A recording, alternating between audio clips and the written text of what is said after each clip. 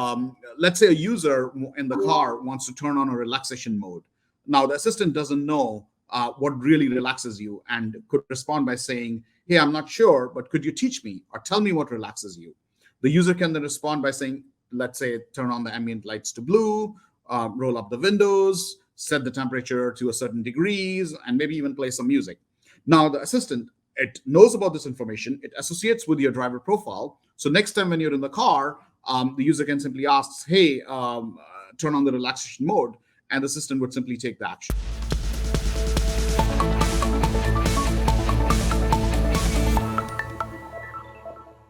Hey everyone, I'm Brett Kinsella from VoiceBot.ai, and I'm very excited to have another 10 minutes on video for you. We're going to be talking about voice assistants in the car. This has been one of the big three places that we see voice assistants.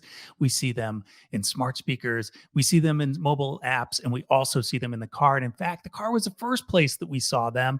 There's been over 20 years of evolution, and we're going to talk a little bit more about a new evolution in the car today. And I thought what we'd probably do is just start off with this little video, because I think it's going to show you some things you haven't seen around voice interaction in the car before. The Immersive Companion, an incredibly intuitive, proactive, deeply integrated experience that transcends command and control. Welcome, Adam. Hey Cerence, what does my day look like? You have 4 meetings today.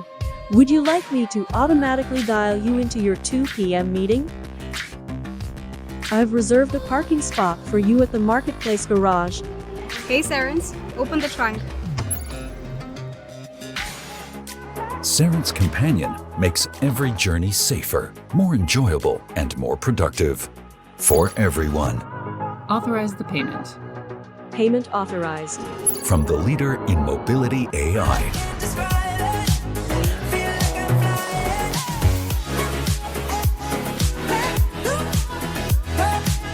Cerence AI for a world in motion. Okay, everyone, that was pretty interesting. We saw a lot of interesting use cases there. And to break it all down for me, I have Prateek Kathpal from Cerence. Hey, Prateek. Hi, Brett.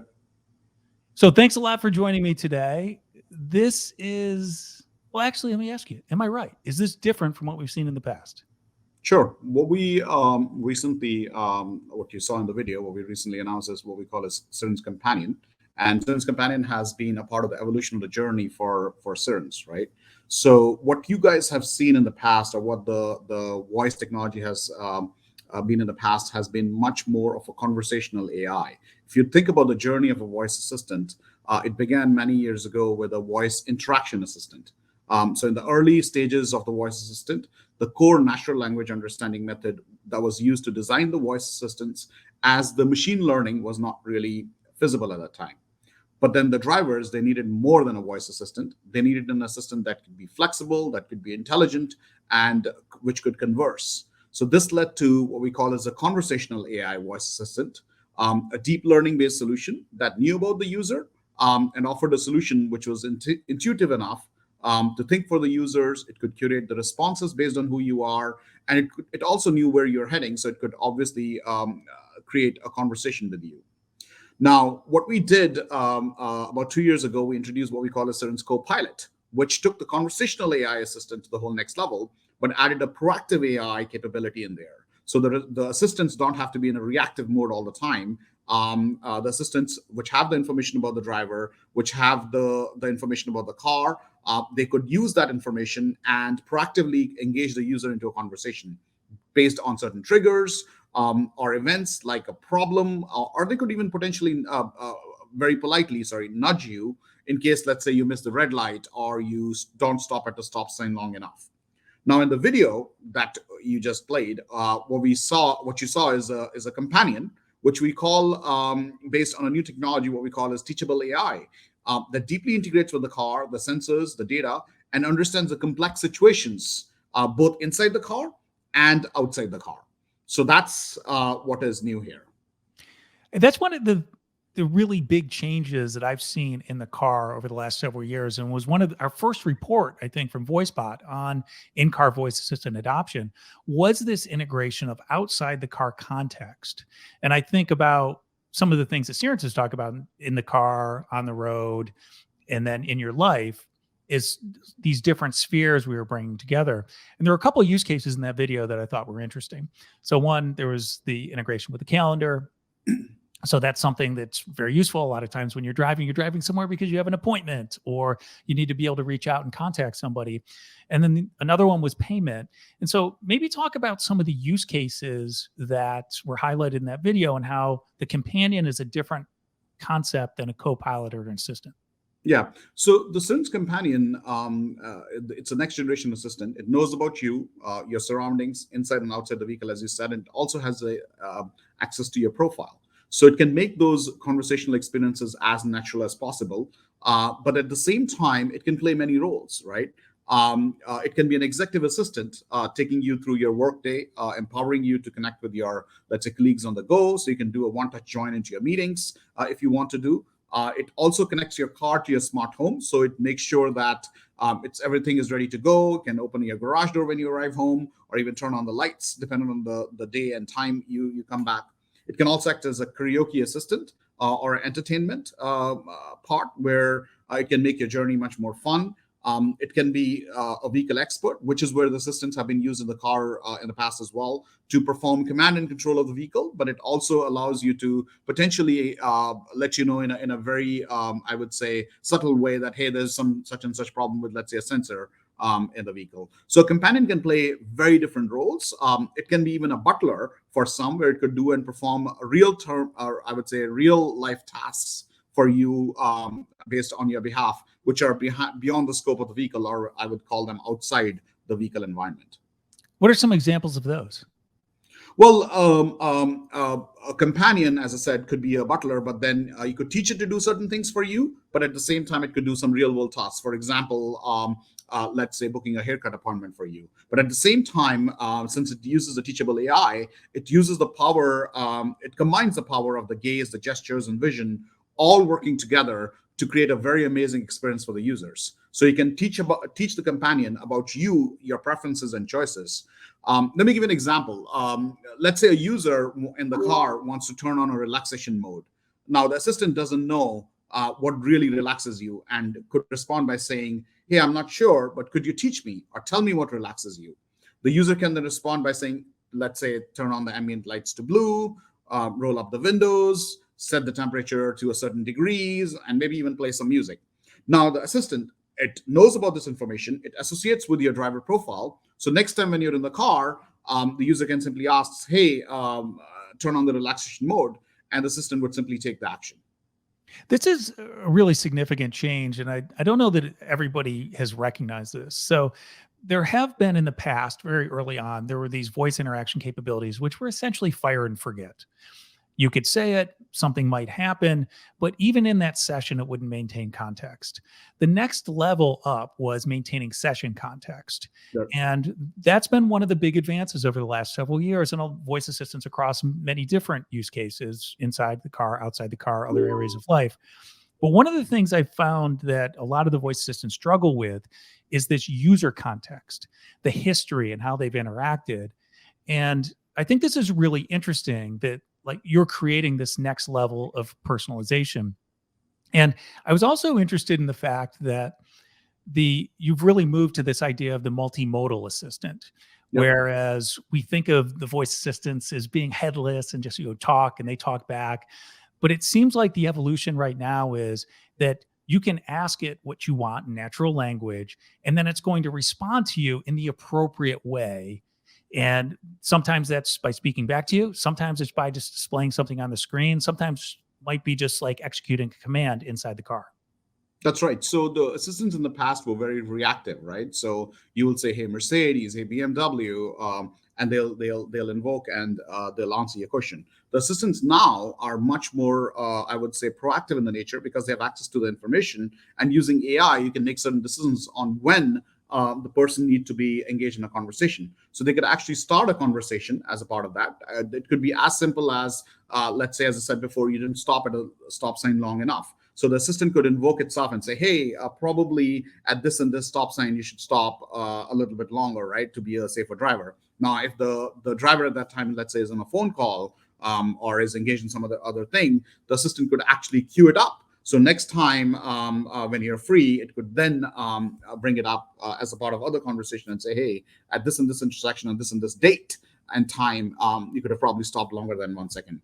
Right, so that's where the technology is going, where it adds not only adds on one side the expressions to seem more natural and human, but at the same time invokes itself proactively when needed.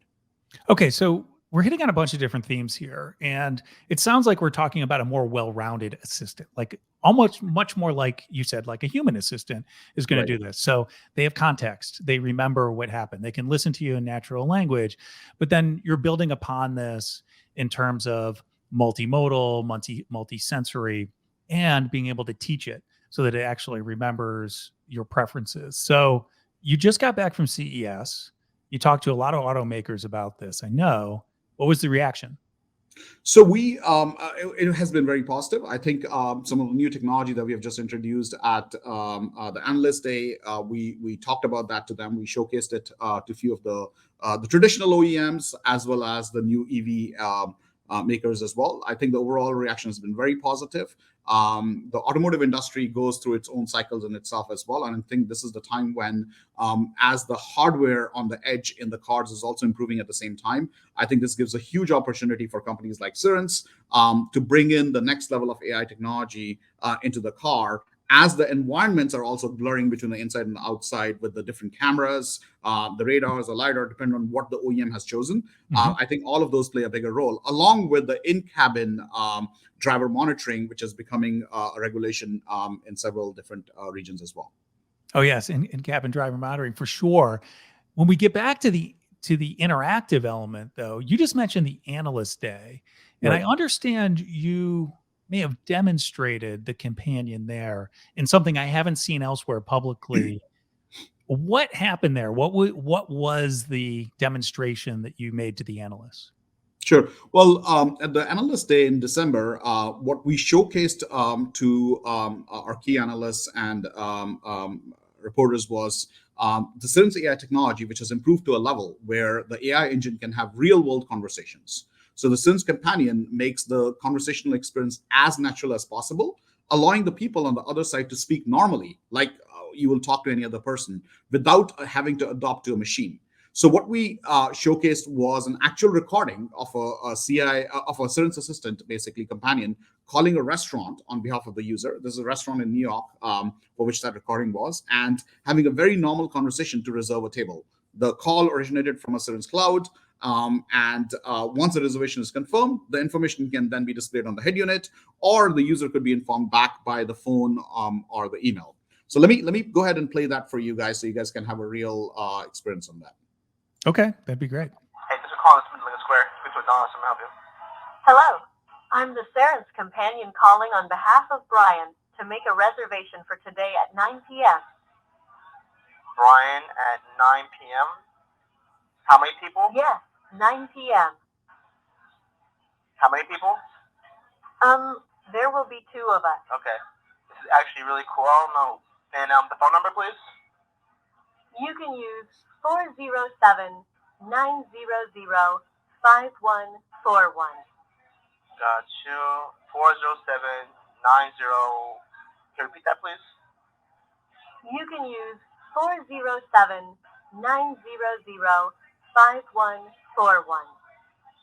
Got you. And the name? It's Brian Rubin. Brian Rubin. For 2 guests at 9 p.m. on tonight? Yes, 2 people at 9 p.m. Inside or outside? Anywhere in the dining area. Got you. All right, you're good to go. Wonderful. Thank you for your help. No problem. So as you could see in this audio recording, it was a real recording, as I said, with a restaurant in New York. The person on the other hand didn't knew that it was talking to an assistant at first, right? So when the real reaction that, oh cool, it's an assistant on the other side, Right. a voice assistant that he's talking to was very natural. But at the same time, what you might have also observed is that the companion now, when it repeats the thing, like for example, in the phone number, when the user only heard half of it, the person on the other hand, it actually repeated the phone number again, but put more emphasis on the last 4 digits, which the person didn't get, right? So the companion is not only just engaging in a conversation, but also trying to understand what the other user's emotions and the context is, and can accordingly parse the information and present back to the user what the user really needs to synthesize and take, right? So that's another key thing as a part of the companion, as the using the AI and deep learning, where the systems are becoming much more natural in not only just conversation, but also presentation of the information back to the user in real time. We've seen something like this before. Google Duplex, which everyone who's watching this will know about, showed a similar type of interaction, but that has turned out to be more of a demonstration product over time. And it seems like you're ready to actually put this in the market now and to turn it into actually a production feature.